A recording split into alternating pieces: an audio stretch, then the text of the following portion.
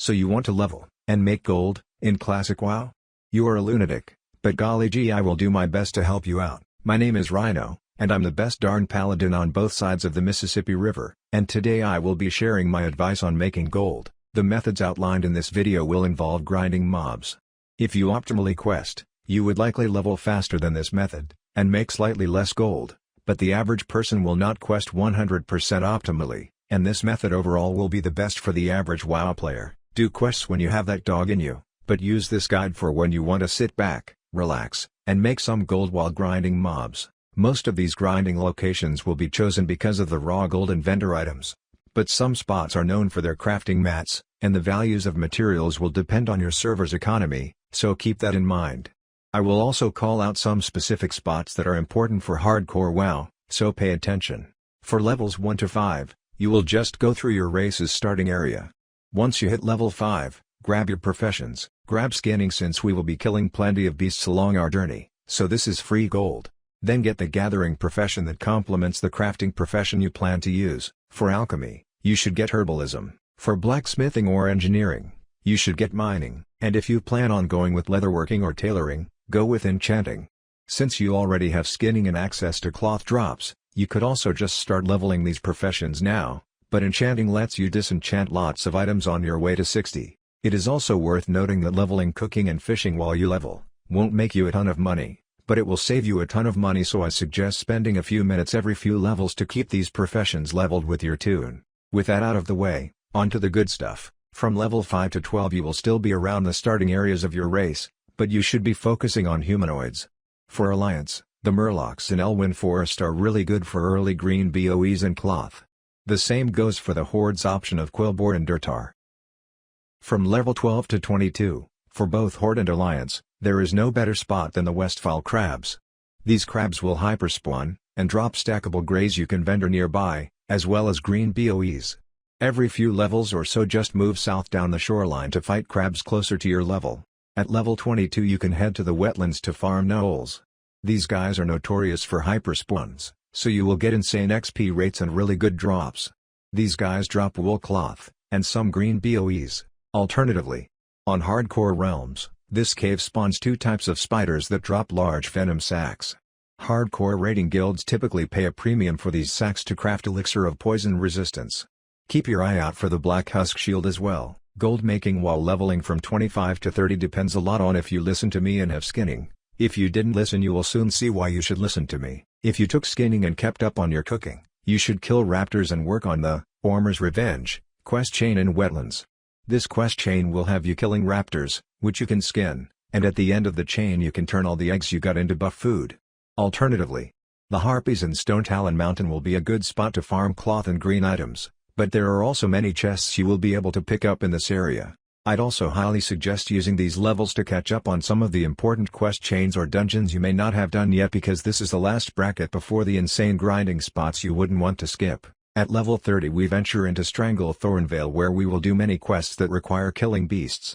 These beasts will drop stackable grays to vendor, green maybe even blue BOEs, but we can also skin them for medium and heavy leathers.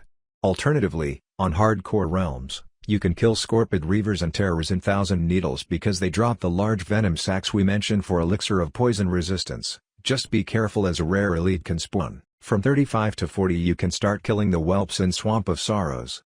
These whelps have so many great drops, most notable is the super rare pet, but realistically you will farm their flame sacs, which are used for a few consumables, and you can skin them. Herbalists will also have tons of herbs to grab here. Not long after level 40 you should have your mount, which is going to help speed up questing and in turn the efficiency of questing, so you might want to consider switching up your gameplay from this point forward. As you creep to the higher end of the 40s you will slowly be unlocking quest chains that have significant item upgrades for certain classes. You can run dungeons that might drop some pre-raid best-in-slot items, and the path to your end goal can look 1,000 different ways. I highly advise you figure out the gear you are aiming to get into for raid, and create a plan to get that done on your way to level 60. But all that being said, I will let you guys know of a few more good spots to grind in different level brackets. At level 40 you get access to a couple really important mob grinding options. My favorite would be the elementals found throughout the Badlands. These elementals drop solid stone, used for important engineering consumables like goblin sappers, and they will also drop elemental earth. Elemental earth is always in demand because it is used for elemental sharpening stones, but more importantly for hardcore servers, it is used on greater nature protection potions, which raiding guilds will always need for AQ40. Alternatively, burning exiles in the Arathi Highlands, they have several good drops to farm, but fighting them is a bit more intense than elementals. Alliance should also do the Fiery Blaze enchantment quest in Badlands. Farming the whelps here will yield good drops, but more importantly, you get this enchant. Melee put this on the Ravager axe for your best AoE weapon, and casters can sell theirs to others, or put it on a level 1 twink weapon. From 47 to 50 feral ass will be the go-to. You can kill harpies for cloth drops, mana pots, and other decent items. If you are on hardcore or maybe a little undergeared, you can kill the hippogriffs instead. They won't drop anything crazy but their drops stack so you can camp out there for a good while, and you can skin them. From 50 to 52, I suggest heading to the Western Plaguelands and completing the start of a call to arms, the Plaguelands. Spend a couple hours farming the undead right near the flight path to get your reputation up for the Argent Dawn, complete the quest, and get a level or two.